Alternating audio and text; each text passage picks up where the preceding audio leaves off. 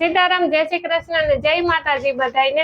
તો ફરી પાછી આવી ગઈ છે તમારા માટે નવી રેસીપી લઈને। તો આજે આપણે બનાવવાના છે પકોડા। તો વિડીયોમાં બધાય બન્યા રહેજો। ચેનલમાં નવા હોય તો લાઈક શેર ને સબસ્ક્રાઇબ કરી દેજો।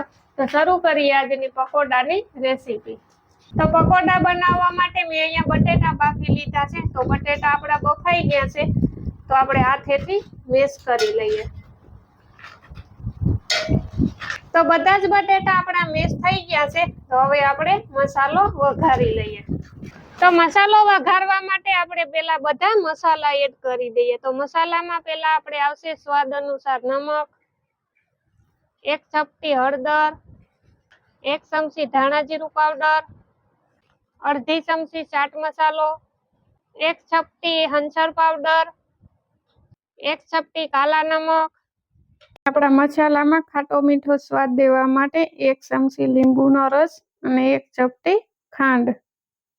બટેટાનો આપણો મસાલો બધોય તૈયાર થઈ ગયો છે। તો હવે મસાલો વઘારવા માટે મેં અહીંયા 2 નાની ચમચી જેટલું તેલ ગરમ કરવા મૂકી દીધું છે। તો તેલ આપણું ગરમ થઈ ગયું છે। હવે તેમાં મેં 2 નાની સાઈઝની ડુંગળી સુધારી લીધી છે। તો ડુંગળીનો આપણે વઘાર કરવાનો છે। તો ડુંગળી આપણે 1 થી 2 મિનિટ સુધી તેલમાં સાતળવા દેશું। તે પછી જ આપણે બીજા મસાલા એડ કરશું। ડુંગળી તમને પસંદ ના હોય તો ડુંગળી પકોડામાં કાંઈ જરૂરી નથી, તમે ના નાખો તો પણ ચાલે। તો 1 મિનિટ જેવો ટાઈમ થઈ ગયો છે અને ડુંગળી આપણી સારી રીતે સતળાઈ ગઈ છે। તો હવે તેમાં આવશે આદુ, લસણ, ધાણા અને મરચાંની પેસ્ટ।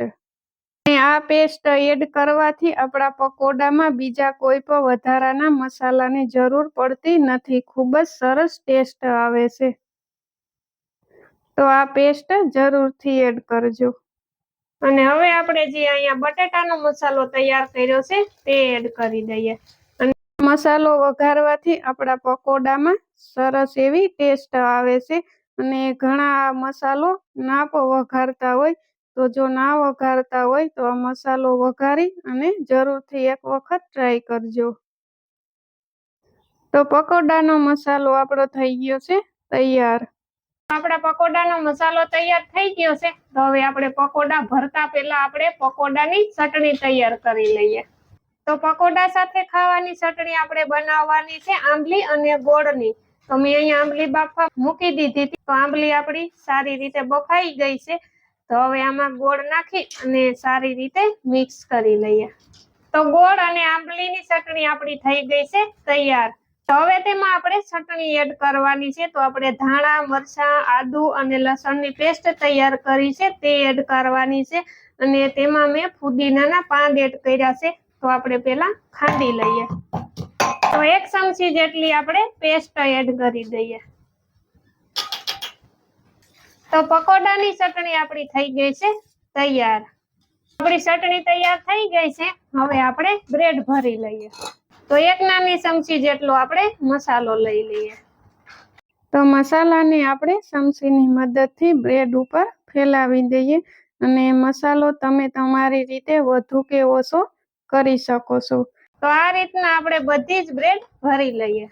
તો બ્રેડને પેક કરી અને આપણે પકોડાનો શેપ આપી દઈએ।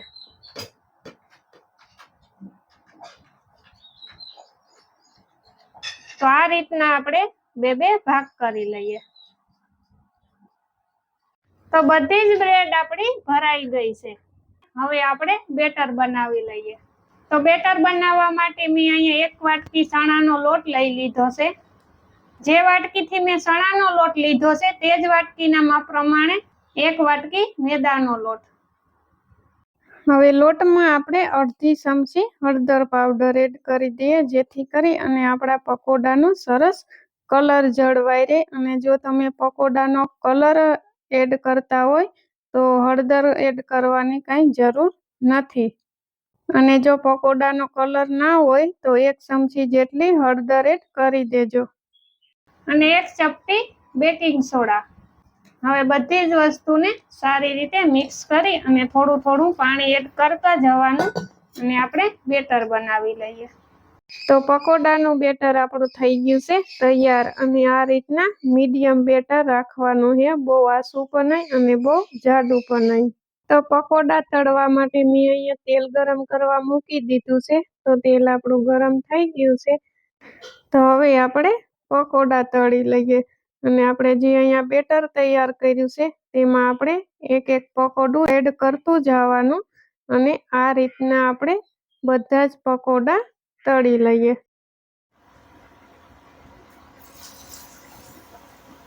તો 1 મિનિટ જેવો ટાઈમ થાય એટલે આપણે પકોડાને પલટાવી લેવાના અને બંને બાજુ તળી લેવાના.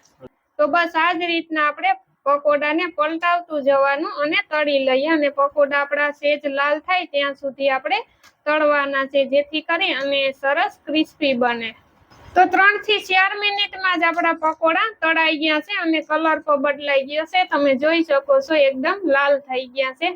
તો બસ આ જ રીતના આપણે બધા જ પકોડા તળી લઈએ. તો બધા જ પકોડા આપણા તળાઈ ગયા છે. તો બસ આ હતી આપણી આજની પકોડાની રેસીપી. તમને કેવી લાગી કોમેન્ટ બોક્સમાં જરૂરથી જણાવજો. ચેનલમાં નવા હોય તો લાઈક શેર અને સબસ્ક્રાઇબ કરી દેજો. ફરી મળીશું નવી રેસીપી સાથે. ત્યાં સુધી બાય બાય.